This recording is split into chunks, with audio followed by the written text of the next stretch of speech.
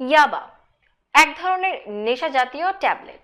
এটি মূলত মেথঅ্যামফেটামিন ও ক্যাফেইনের মিশ্রণ। কখনো কখনো এর সাথে হেরোইনও মেশানো হয়।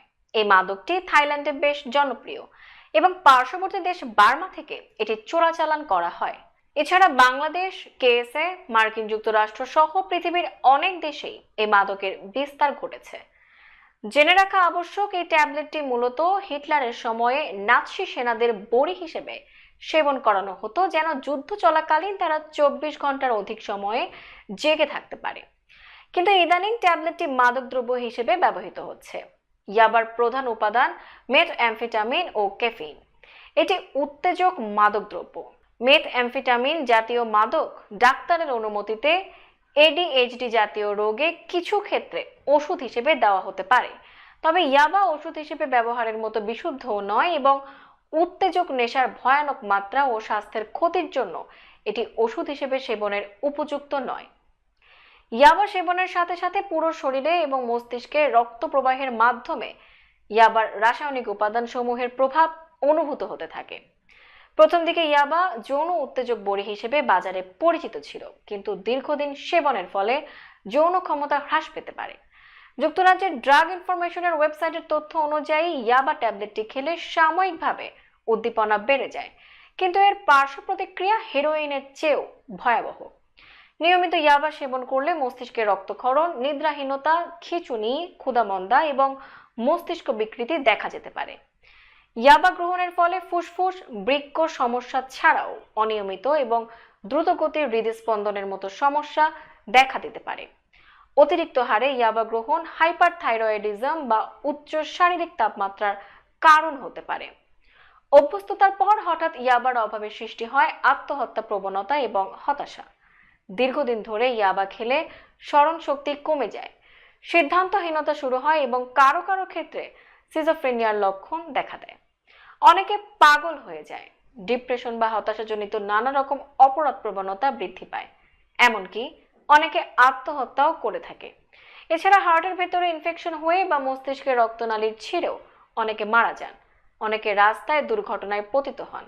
কেউ কেউ টানা 7 থেকে 10 দিন জেগে থাকেন। ইয়াবার পার্শ্ব প্রতিক্রিয়া সম্পর্কে বিশিষ্ট মনোচিকিৎসক ডক্টর মোহিত কামাল বলেন, নিয়মিত ইয়াবা সেবনে মস্তিষ্কে রক্তক্ষরণ, নিদ্রাহীনতা, খিঁচুনি, মস্তিষ্ক বিকৃতি, রক্তচাপ বৃদ্ধি, অস্বাভাবিক হৃদস্পন্দন, হার্ট অ্যাটাক, ঘুমের ব্যাঘাত, শরীরে কিছু চলাফেরার অস্তিত্ব টের পাওয়া, অস্বস্তিকর মানসিক অবস্থা, কিডনি বিকল, চিরস্থায়ী যৌন অক্ষমতা, ফুসফুসের প্রদাহ সহ ফুসফুসের টিউমার ও ক্যান্সার হতে পারে। এছাড়া ইয়াবায় অভ্যস্ততার পর হঠাৎ এর অভাবে সৃষ্টি হয় হতাশা ও আত্মহত্যার প্রবণতা। তিনি বলেন, এ মাদক সাধারণ শান্ত ব্যক্তিটিকেও হিংস্র ও আক্রমণাত্মক করে তুলতে পারে।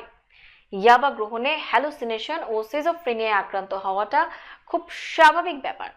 হ্যালুসিনেশন হলে রোগী উল্টাপাল্টা দেখে, গায়েবী আওয়াজ শোনে, আর প্যারানয়াতে ভুগলে রোগী ভাবে অনেকেই তার সঙ্গে শত্রুতা করছে। তারা মারামারি ও সন্ত্রাস করতেও পছন্দ করে। বাংলাদেশে ইয়াবার আবির্ভাব ঘটে 1997 সালে। পরবর্তীতে 2000 সাল থেকে বাংলাদেশের কক্সবাজারের টেকনাফ সীমান্ত দিয়ে মায়ানমার থেকে ইয়াবা আসতে শুরু করে। এই ট্যাবলেটের দাম তুলনামূলকভাবে বেশি হবার কারণে উচ্চবিত্তদের মাঝেই এটি মূলত বিস্তার লাভ করে।